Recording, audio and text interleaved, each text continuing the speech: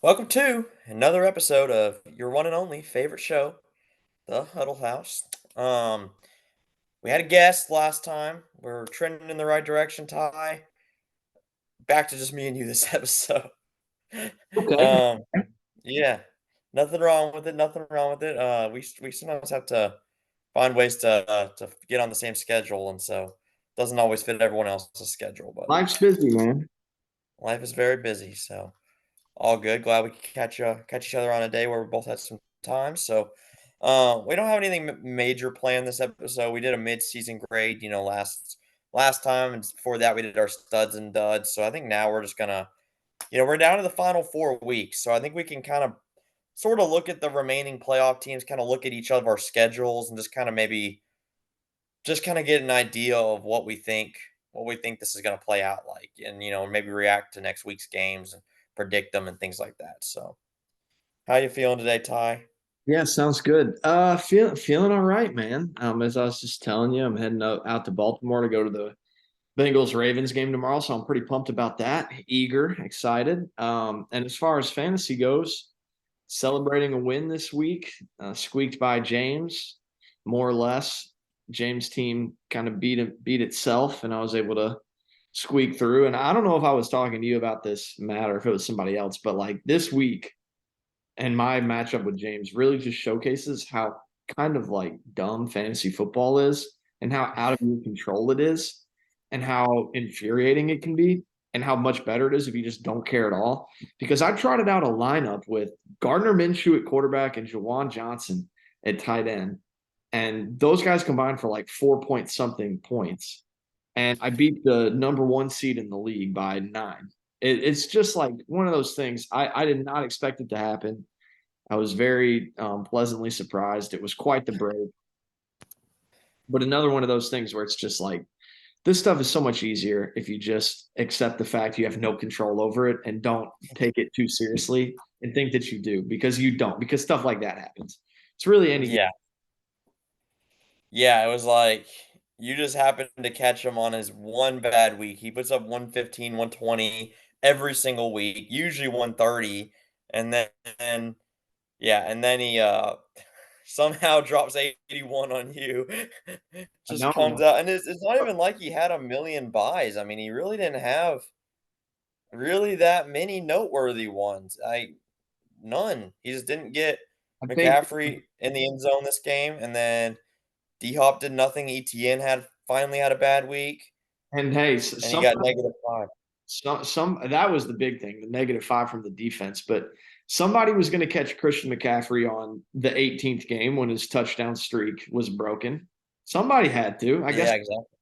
I rolled Well, seven. he didn't get a touchdown finally, but he still puts up 17.2. So like that's just kind of CMC. It's like Christian the McCaffrey, man just refuses to put up less than 15. and they tried their heart out, I think, to get him in the end zone, and it didn't happen. Because that was for I didn't realize this. That was for an NFL record.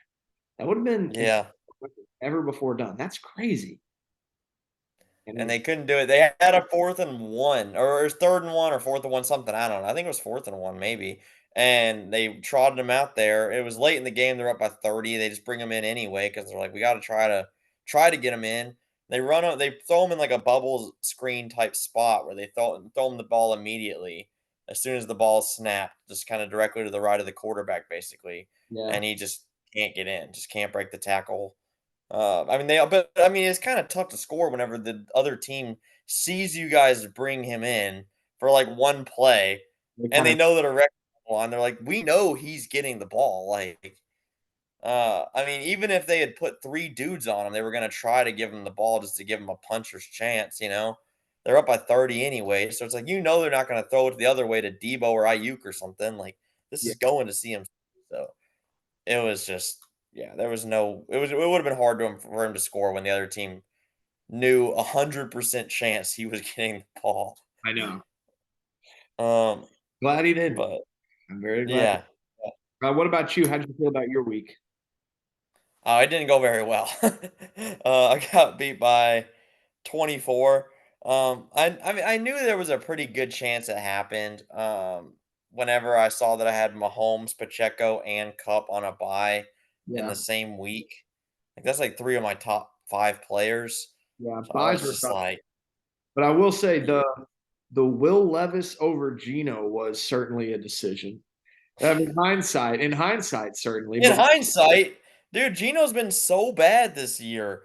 And I mean, obviously I know that he's no CJ Stroud or anything, but I know that CJ did just torch the Buccaneers passing D the prior week and, throw for 5 touchdowns. And I mean, yeah, you could argue that it's going to fire the Bucks D up, but I also saw on like fantasy headliners, like it's a YouTube channel, they talk about projections and stuff, that the Bucks actually allowed it was like the fourth or fifth most points to quarterbacks all season. You can't run on the Bucks, but you can throw on them. So I'm like, also a game where I figure they might be trailing some. I'm just like, hey man, Levis has looked really good for the most part. Like, let's see what he can do. I just feel like he had more upside than Gino. Like, Gino probably had a better floor, but I was like, there's a better chance that Levis goes off. So Mhm. I just wanted to see what happened. Didn't work out. So, in hindsight, it looks bad, but honestly, though, I would have lost anyway. That was a 15-point difference there, and if that had happened, I would Yeah. have lost by 9. So, would have looked a little bit more respectable, but it would not have changed the outcome. So, it is what it is. But that was definitely tough because he was playing against CJ at the same time. Like they were both in the 1 o'clock slot, and I just kept seeing Levis get three and outed and stuff, and kept seeing CJ move the ball, and I'm just like, this is a pretty big point differential at this position alone. Well, I'm So surprised. Like I watched that Texans game. I had nightmares about CJ Stroud after that game. And I'm surprised to see he only had 19 points, but I did forget like he fumbled it twice and had an interception. So he still had 3 turnovers, which takes yeah. points off of what he did have. So he should have been like 25, and that felt right because he was putting it really wherever he wanted it, man. He was and he scored a rushing touchdown. So like it's even getting boosted by that. It's pretty crazy. He's turning Tank Dell and Noah Brown into fantasy studs for somehow.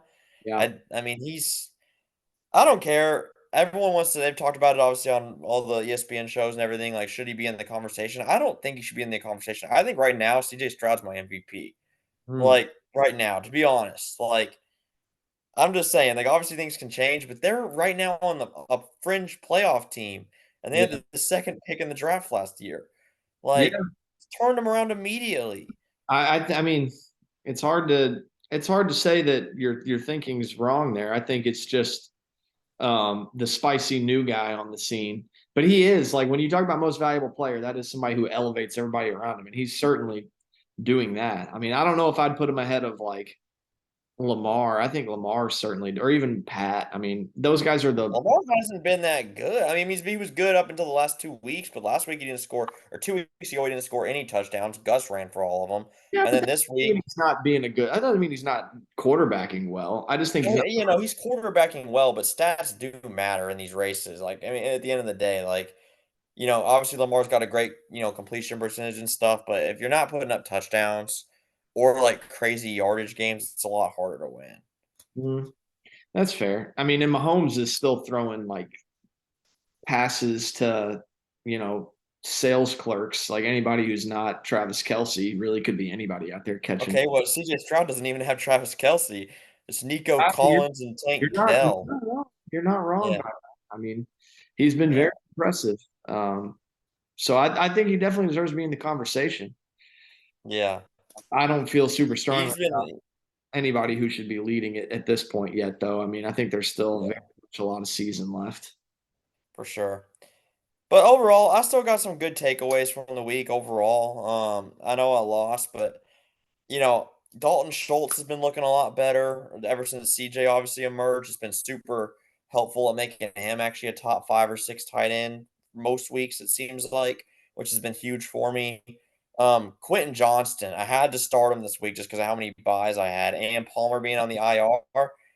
And I know he didn't get a ton of targets. Like, I still want to see a game where he gets a bunch of targets, but I will gladly accept 4 catches on 4 targets for 34 yards and a touchdown, get me 11 and a half fantasy points. I'm like, okay, Yeah. signs of life, man. Like, and honestly, even on the 4th and 1 that he caught for the touchdown, the prior play they targeted him and he didn't catch it, but it was because of a PI. So he drew a PI.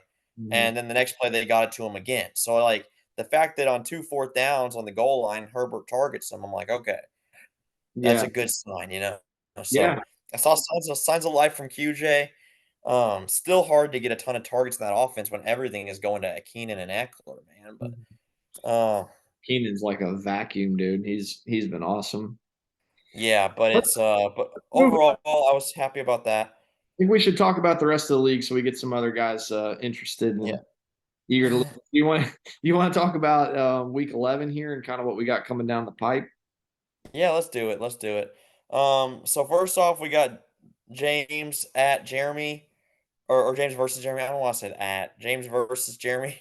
There's no home field He's going advantage. to James is going to Jeremy's house. Yeah. He's going to the nest to meet the feather friend. Yeah. Um, but so let's look to see. So I don't think there's really, I mean, there's a few buys this week, but nothing super worthy in this I'll tell you, matchup. I'll tell you who had to feel good last week is James because of the performance. Even though in the loss, despite that, he looks like Kyler is going to be a good quarterback for him down the rest of the way. I mean, he lost Kirk, and there was definitely a question mark there because Bryce Young didn't look like he was cutting it, and Stafford's been kind of pedestrian fantasy football wise, and he's banged up. Yeah. So I mean, if Kyler came out and looked rusty, that could have been something that he was a little more concerned about. But I think Kyler looked a lot more spry in his return back, moving around the field than I thought he was going to coming off the ACL. I mean, that third down run showed a lot. So that was a Yeah. solve for him to kind of get that and feel like he can have confidence in that down the stretch here. So I mean, um, that was a good feeling. And I think just if I'm looking at this and my first observation, just at point blank, has got to be the running back mismatch here. I mean, Yeah. Jeremy's running backs are young and unproven that he's having to start this week because Ramondre's on a bye and Miles Sanders has been effectively benched for Chuba Hubbard. I mean, who would have saw that coming when the year started? So Yeah. that's tough. So he's at a definite disadvantage there. I mean, you got Keaton Mitchell and Roshan Johnson going head to head with McCaffrey and ETN. Like Yeah. It's not even close. that should be, I think, some point differential there. Although I do expect Keaton to be solid this week. Um, I think where he could definitely get some back is in that wide receiver room because Christian Kirk, very safe floor, but he has, maybe perhaps a cap ceiling. He's usually hovering around that 12, somewhere in there mark. AJ Brown, explosive potential and a huge game versus the Chiefs. Like that game's going to be awesome. So Mhm.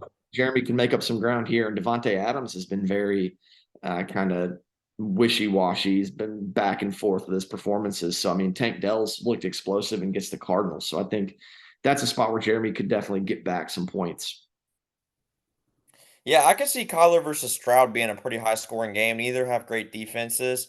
And I think, I mean, starting Tank and Nico, so which is, smart, but you're kind of living and dying with obviously the Texans passing offense continues to stay hot. And so Not far it's been a safe bet, but it's a good matchup. I think both receivers will do well.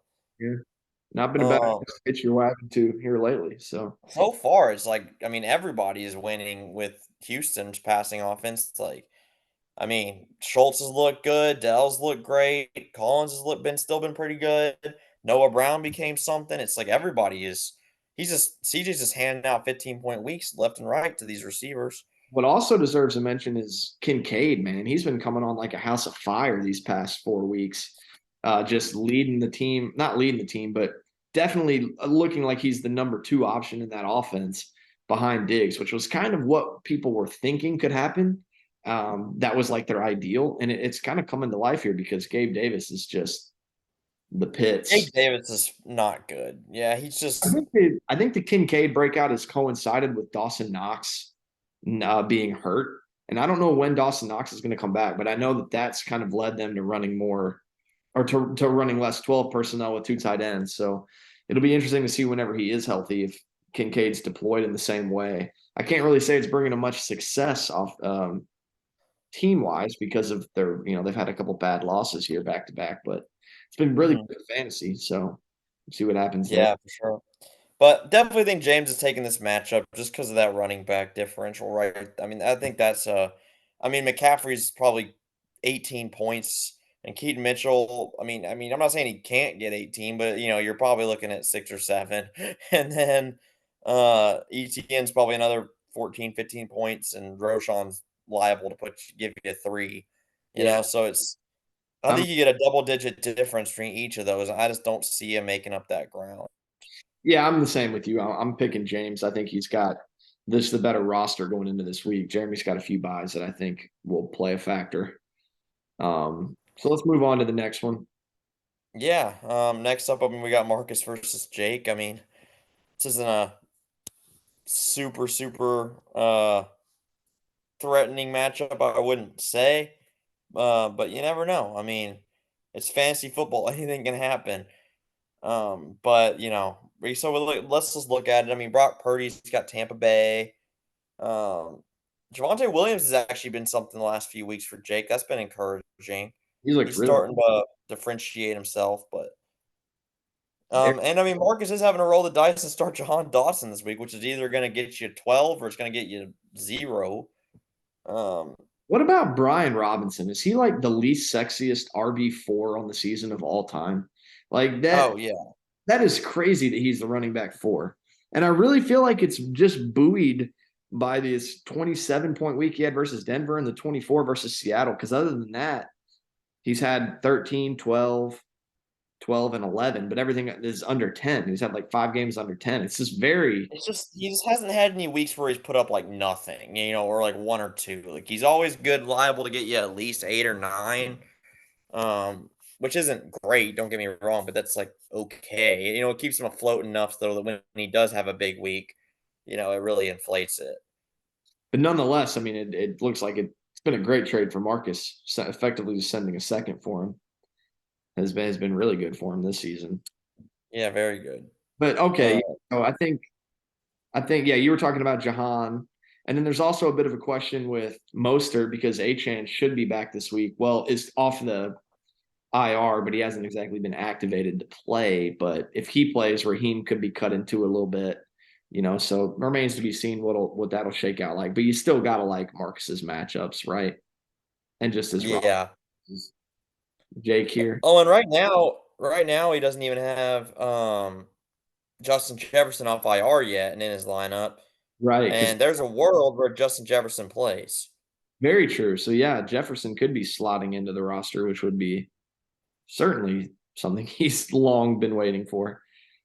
So I mean, he's got a really solid team through and through, and it'll just be a great shot in the arm when he gets him back. But I'm going to pick Marcus in this one. Yeah, it's definitely Marcus. Jake's starting both Arizona receivers, Michael Wilson and Hollywood Brown. And he's also starting rookie Jaden Reed, who's had a few good games, but still not really someone you can Mhm. necessarily trust. So it's just his roster's too thin. Yeah, Jake's team has enough decent players to be frisky occasionally, but I just don't think he will against Marcus. So yeah. should be a pretty easy win, I would think. All right. Um, Next. Next up, we got Carter and Chris. This should be a competitive game. It's a big matchup for both these guys. Yeah, both teams 4-6. Uh, you actually just 2 weeks ago when we did the midseason projections or whatever, you picked Chris to finish higher than Mitri, and I was like, "Oh, there's a 2 game difference." Like I highly doubt he makes that up, and he's already made it up. They have the same record now. Chris has got him on the tiebreaker, so it's like that was probably a pretty good pick because Chris's team is kind of coming alive recently. 2 weeks ago, he was the highest points getter in the whole league, and then this week he puts up 119. Yeah, So Chris has really caught fire. yeah. He's been riding some momentum for sure. I think that the thing that really stands out to me here, looking at this match, is the rough news for the Browns that Deshaun's out for the rest of the season. That's been very detrimental to Amari Cooper's fantasy production whenever Deshaun hasn't been in. So I think that is going to hurt Carter in this matchup. And I think by proxy, Kareem Hunt gets hurt too because I don't know if the ball's going to move down the field as much on the Steelers. So I think that is going to be something that hurts his team. It's also interesting. He's running 2 tight ends this week. He's got Komet and Trey McBride in the flex. Trey McBride's looked really, really good this year, and He has looked great. Mets getting Justin Fields back, which is interesting. Well, I don't know. He did really well with Bajan too. I think Cole Kmet's just a good touchdown scorer, man. He has a nose for that end zone. So there is noticeable. There's a lot of green on Carter's side. Like every one of his players seems Every single player is green. I don't think I've ever seen that where every single one is green. very aesthetically pleasing. It is. Saquon I mean, it doesn't have a single bad matchup. Saquon though is just. I think Pollard's in for a great week versus Carolina. I think Dallas is going to run the ball all over them. But Saquon just is that Tommy DeVito offense, dude. They cannot move the ball. Like it's painful. So I think that hurts Saquon too. I guess if we bounce over to Chris and look at what he's got going on. Um, Tough matchup with Najee versus Cleveland. That's a really good defense. But a Yeah, hard to run on. juicy one with Stroud versus Arizona. I don't know. Where are you thinking here? I don't know. It's tough. I think Diggs is gonna have a pretty good game. I know it is against the Jets and Sauce Gardner and those boys, which is gonna be a tough matchup. But I just Diggs is an alpha, like and they've lost two straight, and you could tell he's visibly frustrated. I could see him having a game where he just like a little frustration game, just kind of goes off. The I could kind of see it. Bills kind of What? Bills kind of have to win that game too. Yeah, they do. And there's really no other like super major threat to get the ball from Allen. I mean, KK, don't get me wrong, has been good, but he's no Stephon Diggs yet. So I still think Diggs gets hyper targeted, has a big week. And I really like the Laporta matchup against Chicago as well. Laporta's really been something this year. I And mean, he's currently the tight end 6, but still, I mean, he's been double digits, 3 or 4 times this year and already has 4 touchdowns. So Laporta's been really great. It's tough. I mean, I don't really love him starting Tyjae Spears yeah, against the Jags run defense. I think that's going to be really hard. They have one of the best run defenses in the league. I don't love that for him. I think it's close. I think Carter's going to find a way to win. okay. A close. I think I think Carter's going to find a way to win. I mean Carter needs that win, bro. 4 straight losses is brutal. But I think I'm actually going to pick Chris in this one. I like the players that and the situations they're in a little bit more. I think Carter obviously has the better matchups, but I am a little more worried about Amari Cooper and Kareem Hunt. And then, if Rice is pretty much like, is he going to catch a touchdown or is he not for his fantasy value and so far this year. So I think I'm going with Chris in this one. Yeah, it'll be interesting for sure. That's a good matchup. Yeah. And then we got Jordan and Mitri, both guys projected to score 80 points. Wow. Looking to be a low scoring affair, and that's not with any buys currently in the lineups. But It's like also, everyone's but it should be noted that's with Mitri having a chain in uh, the lineup who's projected 0 because he's still on IR. that is true. Um, I think one thing that's super notable with Jordan's team is it's kind of frustrating to see is Khalil Herbert went on IR 4, 5, 6 weeks ago, something like that, and Jordan has made absolutely no move to get another running back. He's just kind of been just living with it. So he's been cycling between Keontae Ingram, Deuce Vaughn, and Sean Tucker as his RB2. And I mean, all three of those guys are liable to give you 0 or maybe 1 to 2 at the most. So I think that's just like a free position that Mitri gets on Jordan this week, where it's like, you know, it's not gonna get anything for Jordan, like 1 or 2 points max. And the way Jameer Gibbs has been catching fire recently, and a great matchup against Chicago where they run it down their throat. Dak's been on a tear against everybody in Carolina. I mean, I could see him eating them alive. Um, Addison against Denver, not a bad matchup with the way they playing. Yeah, Uh, and then on my other end, Cortland Sutton's been playing really good with that Russ connection. So I mean, yeah, I think that Mitri will win this game. yeah. I'm picking Mitri too. I think that he's got those rookie running backs really coming into their own. with Gibbs, and we've already seen what A-Chain can do if he just gets on the field. So I think he's got electric upside, and he's really had it all year. It's been fun to watch his team, other than when he beat me perform. I think he had a Oh, lot. he beat me too, man. Yeah, I think he had a lot of But hits then in the draft, and that's exciting. And I mean, getting lost in the fact that he did catch an L last week was that he hung like 130, 120 something. I mean, he really went toe to toe with Marcus, even though Marcus put up like 147. It's hard to beat that, but Mitri would have beaten a lot of people last week. So he could yeah, be 5-5 right now. Demetrius team is very frisky. He had an A plus draft. I mean, his guys are all showing up. Gibbs, Addison, A Chain, even Michael Mayer recently starting to get more involved. I Yeah. mean, he's getting 4 to 5 starters from that draft class, and like they're not just like low end starters; they're like good starters. Like Yeah. most teams would be starting Addison. Pillars of his Most teams team, would be starting Gibbs. What?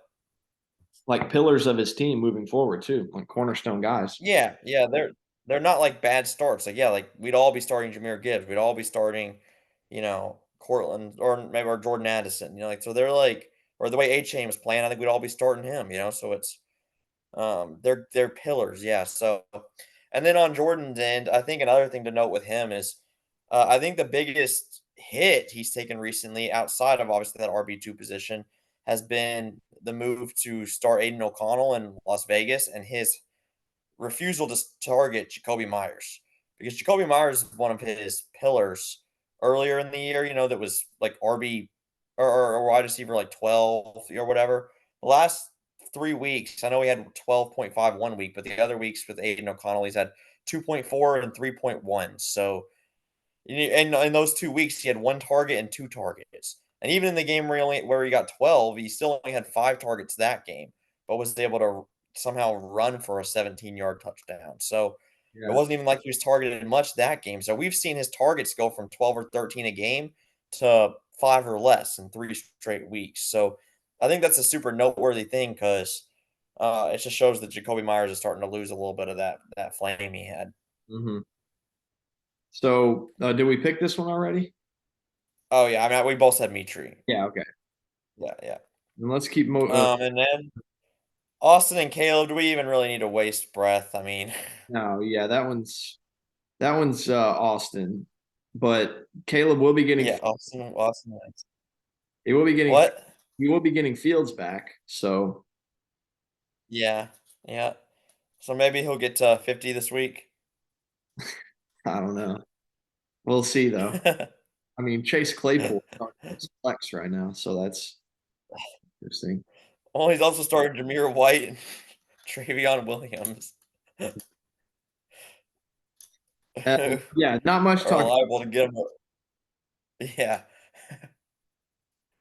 Sorry not to much to talk about. So sorry to shortchange your matchup. now we got our matchups. What?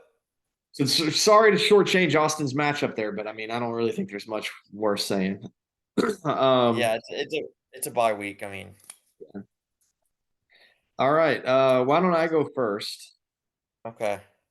and we can talk about me and Lucas. It's a big game, obviously, for my hopes in trying to make the playoffs. And I'm down Jonathan Taylor, which is tough, and T. Higgins, who's not going to play tomorrow night, which is also tough. But like we saw last week, man, you can't control anything. Anything can happen. But I would be lying if I said I didn't feel pretty pessimistic looking at Lucas's lineup against me, which is just rock solid through and through. I mean, at least I caught Bijan on a bye, but still, that just means I'm facing Josh Jacobs and DeAndre Swift. Like, it's not. I'm starting Ty Chandler at RB2 this week because I don't have Jonathan Taylor. So I don't really know what all to say here other than kind of just rolling the ball out and accepting that you don't have control over this, and we'll see what happens. We'll see if I wake up 6-5 or 5-6. But it feels like the road there is not too trustworthy or reliable enough for me to pick myself because I think just looking at the board here. it seems pretty obvious that Lucas has a big advantage. So I'm going to pick him. Yeah, I mean, I'm sorry, Ty, but I don't really have much of a choice but to pick Lucas. A few tough things going your way is with Michael Thomas being on bye and being hurt, and T Higgins being out. You're having to roll with Irwin again, which isn't a super great. I mean, he actually had a good week last week, but still not a super great start. And then you also have to keep starting Jerome Ford, who's been pretty decent actually, but it's like with that Deshaun Watson news, it's like same with Kareem Hunt. Both guys get less effective. Yeah. And so it's just, yeah, I think you're going to need a really gargantuan performance from Tua and Kelsey and DJ Moore against Detroit in a game where they're going to have to pass a lot. You're going to take those three, I think, are going to Well, have to the go good off. news is Taylor Swift is definitely going to be at the game Monday, so Travis will be able to have a good game for Yeah. him. I think he might have like the best game of the season actually, because not only is Taylor Swift going to be there, but I read that her parents are coming to meet Travis's parents too. So Oh, he might go for 50 fantasy points. I might only need to start Travis Kelsey this week. yeah. He might go crazy, and that would be good for me too because I got Mahomes, so I'm rooting for it. Just one man Um, going to roll him out there against the juggernaut and see what happens. yeah, Anyway, yeah. I mean, it's like that gif of like from Game of Thrones of like that one dude like holding a sword with like a whole army running at that's him. what That's Travis Kelsey. Travis is up against this week. Yeah, he'll be ready. He'll be ready. All right, talk about you. Oh, he'll be liable to give you 30. But you will see. I'm taking Lucas, but I'm rooting for you, man. I want to see you take down the Giant. Appreciate But it. yeah, it's gonna be a tough task. Yeah. And then lastly, I got Brandon. I look at Brandon's lineup, and he only has one green matchup, but I only have three. And not that that really matters that much. I mean, but still, he's got some tough matchups. Rashad White at San Francisco, Jalen Warren at Cleveland. I mean, his two running backs are going against two of the best defenses in the league on the road. And neither are like unbelievable talents. I do think Jalen Hurts has a good game in a shootout against Kansas City. But George Pickens is also playing against Cleveland, in a game where, neither offense is really playing that great, and Cleveland has a great defense. So I don't think Pickens really does that great against me. So, I'm feeling pretty good about this one. I mean, I'm outside of Pittman, I've got no buys. I don't have like unbelievable matchups, but I feel pretty good about Cup getting me a solid 14, 15. Um, I think Ken Walker does what he usually does and gets me at least 10, 12. I think Mahomes has a great week this week as well. And I could see even Gus having a pretty decent week for me. Um, just because of that, the get that, I think the Ravens will run a lot. So hopefully Debo is able to get me something. But overall, I mean, I just think I've got better matchups at the end of the day. And I can't really pick against myself. So I'm going to take myself to beat Brandon. Well, things that should be pointed out about Brandon's team, I feel like one, Rashad White has really been coming on lately. He's had a few really good weeks and been one of the best players on the Bucks offense. And two, Yes. Jalen Warren is now the starter on the Steelers. He's been named the starter over Najee as of yesterday. Oh, So really? I didn't even notice that. yeah, so they introduced him as the starter, which probably won't mean all that much other than he'll get to run out with the starters or whatever. I imagine they'll still have like split backfield because Najee is just very different from him in terms of stature and things of that nature. So he does have that going for him. But this will really be the first game we see the new look Brandon team with Jalen Hurts and Devontae Smith because they were on bye last week. So it'll be interesting to see how all that plays out for him. It's funny enough you mentioned his one or the green matchup he has is Calvin Ridley, who's really been suffering in this Jaguars offense. I've not been able to get the ball to him very much. So Mhm. green matchup, interesting to see if that changes any of his fortune. Um, I think Brandon's team has been individual players that are in situations to do better, whether it's Rashad or Jalen, because of and Calvin. But I don't know if the matchups will allow it in the case of Jalen and Rashad, and I don't know if the Jags have quite figured out their passing offense enough for Calvin. So I think I'm going to roll with you as well. I think that Mahomes is going to have a big night against Philly, and by proxy, Pacheco probably will too. And it's good news for Cup that Stafford's back. And yeah, I think Gus is going to be in for some red zone touches for sure tomorrow night. So I think this one's going to be close. I think it's going to be probably closer than well, it's only what is that, a 15-point difference in projection. I do feel like this one's going to be a closer game than I think maybe within 10. But I do still like you to have the edge because I have a lot of faith in Mahomes to come through and have a big game under the lights on Monday. So I'm rolling with you as well. Yeah, it'll be an interesting one. I really don't wanna have to start Quentin Johnston again, but I seriously might have to. The roster's been pretty thin, and I mean, if Madison's able to play, I'll roll him out there, but he's in concussion protocol, so I mean, I will have to see, but it's, uh, it's a little thin. So, Both thin without Pittman, but and Palmer going on IR just really hurt me because he was a little bit more of a consistent target getter than QJ is, so, yeah, he was really uh, good before he went he down. was, he was actually playing great, but yeah, it'll be interesting. The way I kind of view it is, like I was telling you actually before, a little bit earlier, but I got Caleb remaining on the schedule, and I think the way the playoff, kind of are currently shaping out, I think if you get to 8 wins, you're more than likely in the playoffs. And if I can get this win, then I'll be at 7. And Caleb obviously is basically a bye, so that should be 8. So I think the way I kind of view this week is if I win, I'm not gonna guarantee it, but more than likely I'm in the postseason. So, yeah, it'd be a huge win for me. So hopefully the guys could step it up. Yeah. No, man. Hopefully so for your sake and for the persuasions team. That would be fun.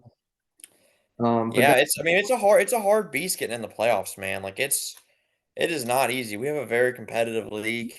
There's a very, very stacked middle kind of tier, of a bunch of guys that have good but flawed rosters, and it just kind of comes down to which guys get hot at the right time. I mean, they're still even with, a little bit more being differentiated, there's still 4 or 5 teams that I could see getting in that 6th spot, so yeah, it's still wide open. a lot hangs in the balance this week, man. I mean, 5-5, these 5-5 teams, like some movement could, I mean, like between, well, we have a pretty strong feeling Austin's going to pull out a win against Caleb, but myself and Jeremy in matchups where, wins are definitely needed to keep the playoff hope alive. So, and for Carter and Chris, this is kind of like a loser leaves town game. Like you drop to 7 losses, you're not making the playoffs no matter what happens.